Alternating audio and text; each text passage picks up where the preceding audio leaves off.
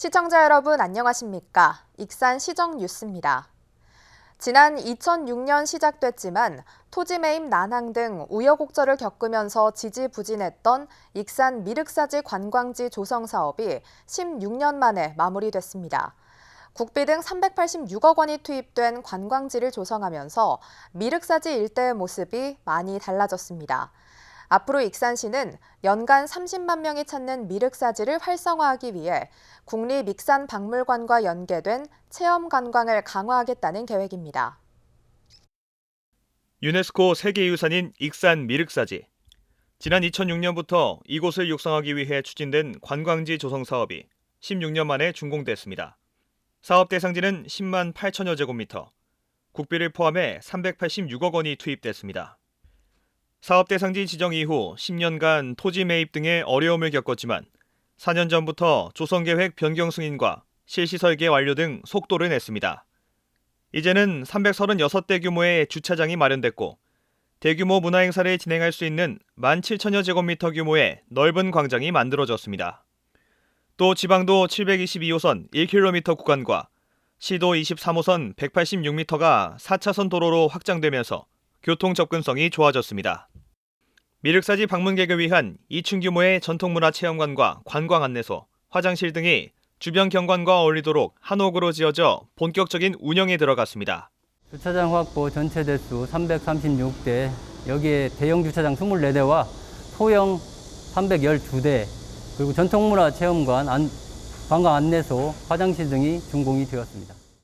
다양한 인프라가 구축되면서 익산 국립박물관과 연계한 미륵사지 관광 활성화 방안이 추진될 계획입니다. 미륵사지는 지난해 33만 1,668명에서 올해는 지난달 말까지 30만 3,358명이 다녀갔습니다. 때문에 익산시는 새롭게 만들어진 전통문화체험관을 중심으로 체험 관광을 강화할 계획입니다. 백제 음식 체험과 공예품 만들기 등 방문객을 끌어들일 수 있는 체험 프로그램이 운영될 예정입니다.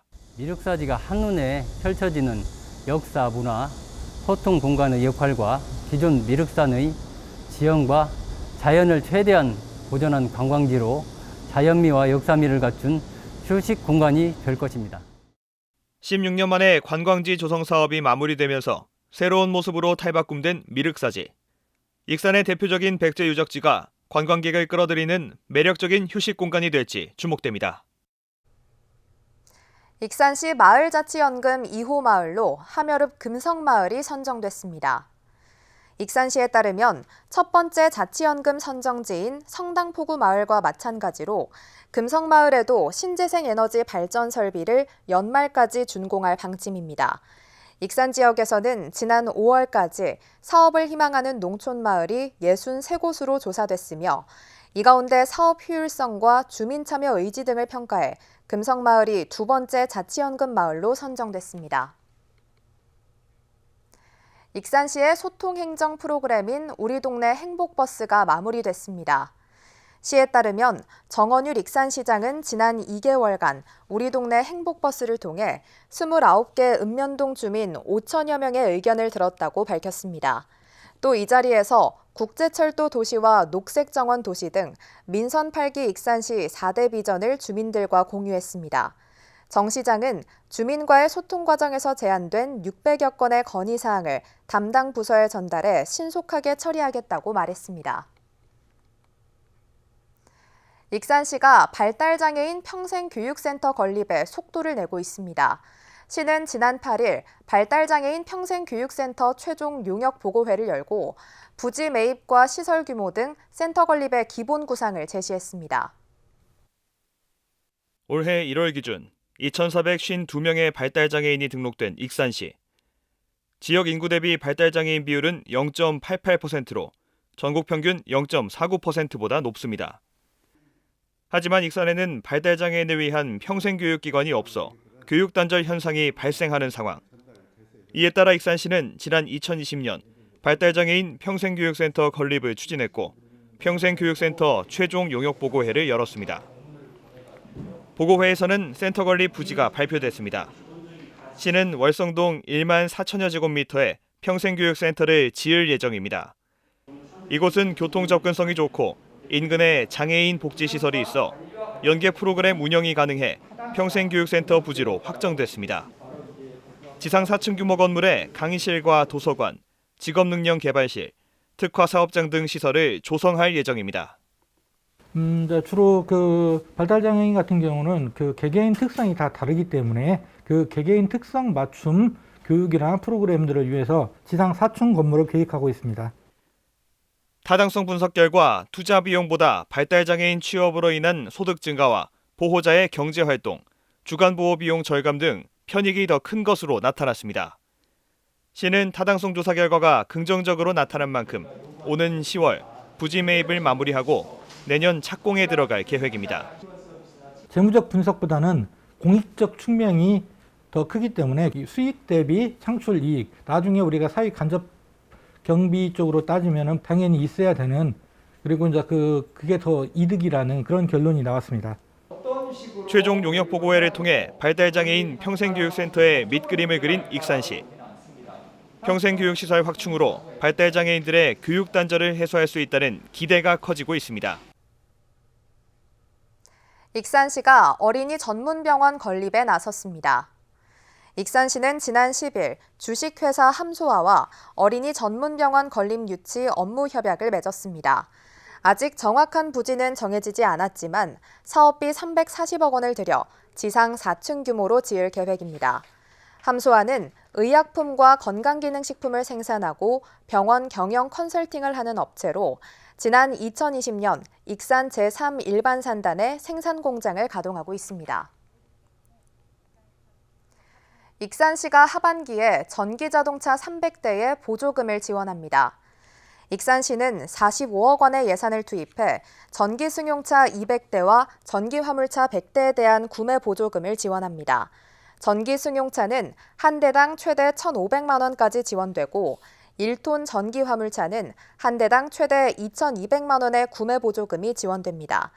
신청 자격은 구매 신청서 접수일 기준 익산시에 30일 이상 연속 주소를 둔 만 18세 이상 개인 또는 법인 단체로 지방세와 환경개선 부담금 등의 체납이 없어야 합니다.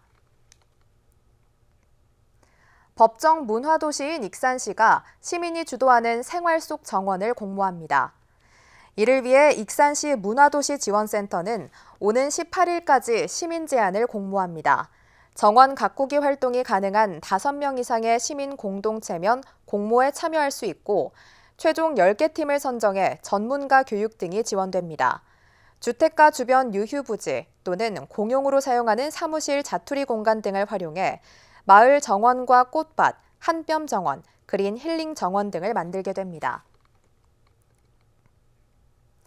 백제 왕궁박물관이 지난 4일 정식으로 개관했습니다. 박물관에서는 홀로그램과 가상현실 기술을 활용한 체험관을 통해 옛 백제 왕궁의 모습을 생생하게 체험할 수 있습니다.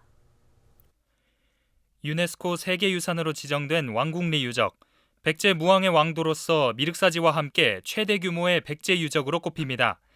1600여 년 전 왕궁의 모습을 눈으로 직접 볼 수 있는 백제 왕궁 박물관이 4일 문을 열었습니다. 기존 왕궁리 역사유적 전시관을 리모델링해 체험형 역사박물관으로 확장했습니다. 2층에 위치한 가상체험관에는 물이 흐르도록 재현한 백제 정원실과 가상현실 기술을 활용해 옛 왕궁의 모습을 생생하게 느낄 수 있습니다. 박물관 와서 재밌고 게임도 하고 신기했대요. 놀이형 체험 공간에서는 직접 만지고 눌러보면서 옛 백제인의 생활상을 배울 수 있습니다. 지금 보시면 이제 저희 딸이 막 이렇게 옮기고 하는 것들도 재미있어 하고 그림 그리는 것도 좋아하고 홀로그램도 재밌어 하는 것 같아요. 아이들하고 놀거리가 너무 많은 것 같아요. 다양한 체험실을 확충하면서 기존 전시실 관람객뿐만 아니라 가족 단위 관람객들도 만족도가 높습니다. 예전에는 솔직히 아이들 위주보다는 어른들 위주로 견학 위주로 했는데 체험을 통해서 아이들이 더 좋아하고 그런 모습이 훨씬 더 나은 것 같아요. 유물을 관리하고 보관하는 수장고는 전북 최초로 개방형 수장고로 만들어 쉽게 접할 수 없는 문화재 보관 방법과 보존 처리 과정을 볼 수 있습니다. 박물관 한켠에는 왕궁의 서가라는 작은 도서관이 마련돼 관람객들이 더위를 피해 책과 풍경을 즐길 수 있습니다. 박물관 측은 왕궁리 유적의 역사적 연구 성과를 각종 영상 자료와 체험을 통해 경험하고 시민들이 쉽게 이해할 수 있는 문화공간으로 활용할 계획입니다. 홀로그램 등 다양한 기술을 접목한 전시와 체험을 통해서 익산 백제 문화에 대해 쉽게 이해하고 가족과 함께 즐길 수 있는 복합 문화 공간으로 거듭날 것으로 기대됩니다. 한편 박물관은 개관에 맞춰 오는 10월까지 1910년부터 최근까지 왕궁리 유적을 담은 사진 70여 점을 공개하는 특별전을 진행합니다. 다양한 체험시설을 마련해 새롭게 문을 연 백제 왕궁박물관. 누구나 쉽게 옛 백제 왕궁을 이해할 수 있는 역사 관광지로 거듭날 것으로 기대됩니다. 익산시 다문화 이주민 플러스 센터의 이용객이 지난해보다 크게 증가한 것으로 나타났습니다. 시에 따르면 다문화 이주민 플러스 센터의 7월 이용자는 1,129명으로 지난해 954명보다 118% 늘어난 것으로 집계됐습니다. 이는 신규 외국인 입국자가 지난해보다 늘었기 때문으로 분석됐습니다. 다문화 이주민 플러스 센터는 베트남어와 네팔어, 캄보디아어 등 6개 언어의 통역 서비스를 제공하고 있으며 최근에는 폭염에 따른 열사병 예방 안내, 코로나19 방역 수칙 등을 안내하고 있습니다. 익산의 노인 일자리 수행기관 4곳이 인센티브 지급 대상 기관에 선정됐습니다. 익산시에 따르면 보건복지부가 전국의 노인 일자리 수행기관 182곳의 사업 추진과 사업 평가 등을 심사한 결과 대한노인회 익산시 지회와 익산시 노인종합복지관, 원광 효도마을 시니어클럽, 익산 시니어클럽이 인센티브 지급 대상으로 선정됐습니다. 이들 4개 기관은 지난해 95개의 노인 일자리 사업단을 운영해 7,260명의 어르신들에게 일자리를 제공했습니다. 익산시가 소상공인을 대상으로 경영 컨설팅을 지원합니다. 익산시에 따르면 코로나19 장기화와 고물가로 인한 경영 애로사항을 해소하기 위해 1년 이상 사업장을 운영하고 있는 소상공인 30명을 대상으로 4차례에 걸쳐 전문 컨설팅이 진행됩니다. 컨설팅 분야는 상권 입지 분석과 손익관리, 사업 타당성 분석, 매장 환경 개선, 고객 서비스 향상 등입니다. 지원을 희망하는 소상공인은 익산시를 방문하거나 온라인으로 접수하면 됩니다. 다음은 읍면동 소식입니다. 망성면 새마을 분여회와 주민자치위원회가 익산 향토기업인 하림에서 기증받은 토종닭으로 마련한 삼계탕을 관내 어르신과 취약계층 100세대에 전달했습니다. 여산면이 지역 노인 문제 해결에 앞장서고 있는 선경 노인복지센터를 착한 가게 17호점으로 선정하고 현판을 전달했습니다. 퇴직한 공무원의 모임인 익산시 행정동우회가 마동 다자녀 가구에 성금 30만 원과 생필품을 전달했습니다.